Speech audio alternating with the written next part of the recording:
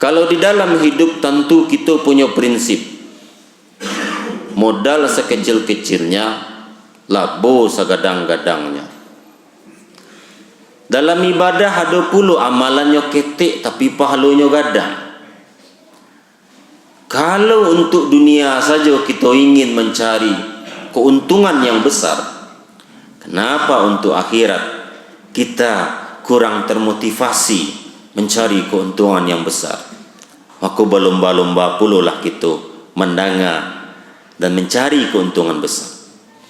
Kalau kita seorang petani mendanga harago bawang perai di pasar sayur Padang Panjang 5.000, tapi kita mendanga diau bawang perai harganya 100.000, bahkan di jujuang jadi yo bawang perai go. Pokoknya kita jual batu tak bayang beda ko 5.000 ko 100.000. Tapi untuk akhirat juga begitu. Tak bayang pahalunan gadang. Kalau orang mungkin masuk surga, kalau engkau jabang dengan membuat musaji usta dengan haratonya, Ibu Nurhati sebakat dengan bayinfak 1 miliar, Haji Hidayah dengan membangun masjid, mungkin kita mencari peluang masuk surga, amalan dan ketek-ketek, tapi pahalanya berlipat ganda.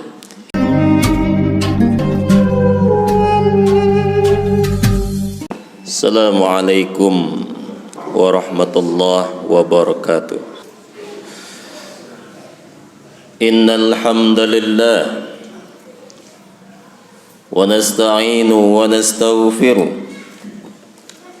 wa na'udzu billahi min shururi anfusina wa min sayyiati a'malina may yahdihillahu fala mudilla lahu wa may yudlilhu fala hadiya lahu. Ashhadu an la ilaha illallah wa ashhadu anna Muhammadar Rasulullah. Allahumma salli ala Muhammad wa ala ali Muhammad. Ittaqullah haqqa tuqatih wa la tamutunna illa wa antum muslimun.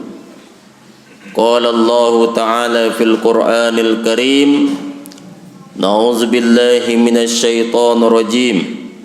Bismillahirrahmanirrahim.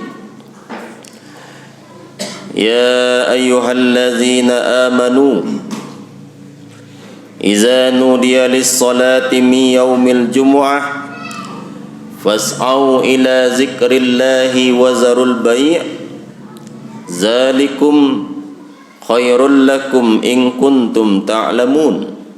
Sadaqallahul azim. Hadirin jemaah ibadah salat Jumat yang dimuliakan Allah Subhanahu wa taala. Melalui mimbar ini khatib mengajak kepada kita semua, termasuk kepada pribadi khatib sendiri, marilah selalu kita meningkatkan keimanan dan ketakwaan kita kepada Allah Subhanahu wa taala. Bersyukur kepada Allah atas segala nikmat dan rahmatnya. Salawat dan salam kepada baginda Nabi besar Muhammad sallallahu alaihi wasallam. Hadirin jemaah Jumat yang dimuliakan Allah. Hari Jumat adalah hari yang istimewa bagi umat Islam. Maka disebut sebagai hari raya mingguan. Jadi di Islam tu ada hari raya tahunan, Idul Fitri dan Idul Adha. Ada pula hari raya mingguan, yaitu hari Jumat kita beribadah. Dan bagi laki-laki Allah menyeru, wajib kita untuk pergi solat Jumat. Apa kata Allah di dalam surah Al-Jum'ah ayat 9? Ya ayyuhallazina amanu idza nudiya lis-salati min yaumil jumu'ah fas'au ila zikrillahi wa zarul bai', zalikum khairul lakum in kuntum ta'lamun. Wahai orang-orang beriman, kalau telah diseru untuk menunaikan ibadah solat pada hari Jumat, kalah diseru tu, dingin oleh pengurus, hari kini jam sekian, Jumat kini capek, jam 12 lewat sekian, marilah kita segera untuk pergi solat Jumat. Apabila diseru, dan diseru pula dengan azan waktu Jumat nak masuk, maka bersegeralah kamu mengingat Allah dan tinggalkan jual beli. Maka laki-laki itu wajib hukumnya pergi solat Jumat, kecuali bagi orang yang di dalam fikih diberikan keringanan. Kalau sakitnya, tak mungkinnya bisa berjalan, harus dirawat, maka ganti dengan solat zuhur.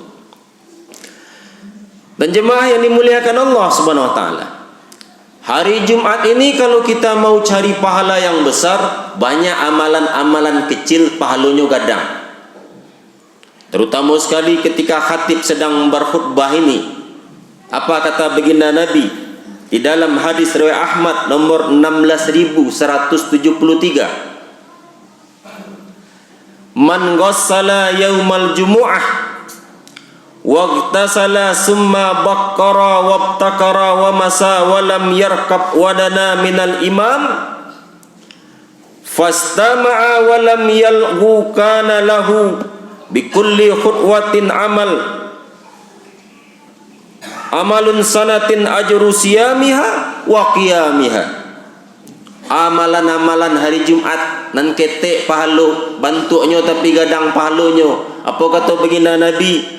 Barang siapa yang mandi pada hari Jumat dengan rambutnya, sebelumnya pai Jumat nyo mandi, nyo siram dari ujung rambutnya sampai ke badannya seledonyo. Lalu setelah itu dia pergi untuk solat Jumat sampai dia mendapat awal khutbah. Tibonya capek, khutbah lun mulai nyola tibo. Dan dia pergi Jumat itu berjalan kaki, tidak berkendaraan. Lalu dia duduk mendekati imam. Fastama'a wa lam yalghu kana lahu bikulli khutwatin amal sanah ajru siyamiha wa qiyamiha. Lalunya duduk dan dia tidak berbicara, nak mota, tidak berbicara yang lain. Maka setiap langkahnya dicatat pahala puasa dan ibadah malam 1 tahun. Para langkahnya tadi datang dari rumahnya ke siko, kata Nabi, maka setiap langkahnya tadi, maka dia seperti puasa dan ibadah malam 1 tahunnya seperti berpuasa setahun, dan dia seperti berpuasa 1 tahun pula. Jadi khutbah singkat itu jemaah yang dimuliakan Allah, khutbah paling 10 minit aja lalu loh.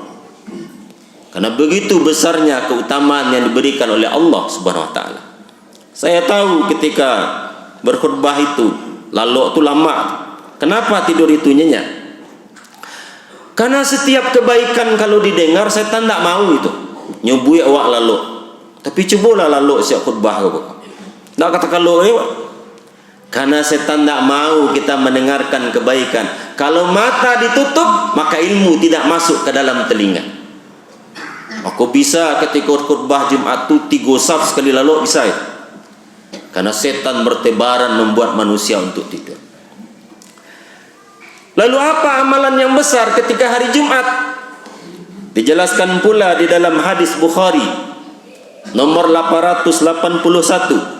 Kalau kita ingin pahala gada, pahala itu bukan hanya dengan infak saja. Namanya infaknya yang masuk surga, berarti orang kayu yang masuk surga. Apa kata Nabi? Maniktasala yaumal jum'ah ghuslal janabah summa raha faka'annama qarraba badana. Barang siapa nan mandinya pada hari Jumat, sebelum pai Jumatnya mandi seperti mandi junub, seperti mandi wajib. Kalau mandi wajib kan disiram air dari kepala. Lalu dia pergi menuju masjid dan dia datang paling awal, number 1-nya tiba. Maka kata Nabi, maka faka'annama qarraba badanah, makonyo seperti bakurban saikunto. Mako capek pergi itu, jangan lambe. Kadang-kadang adonan capek pai duduk kadai itu, lazan ko rumah suak, itu belum ke masjid dia. Lalu kata Nabi bagaimana? Wa marraha fis sa'ati tsaniyah fa ka'annama qarraba baqarah, dan yang datang nomor 2 faqarraba baqarah, maka dia seperti berkurban seekor sapi. Wa marraha fis sa'ati tsalisah fa ka'annama qarraba qabsan aqran, dan datang nomor 3, maka seperti dia berkurban seekor kambing yang bertanduk. Wa marraha fi sa'atir rabi'ah fa ka'annama qarraba dajajah, dan datang nomor rampe seperti berkurban seekor ayam. Wa marraha fi sa'atil khamisah fa ka'annama qarraba baydah, dan datang nomor 5 seperti berkurban sebutir telur. Fa iza kharajatil imam hadratil malaikatu yastami'una zikra, kalau khatiblah naik ke atas mimbar, maka malaikat duduk mendengar pula khatib berkhutbah, cuma malaikat nak nampak dewa. Fa'tabiru ya ulil absar la'allakum tuflihuna wa turhamun.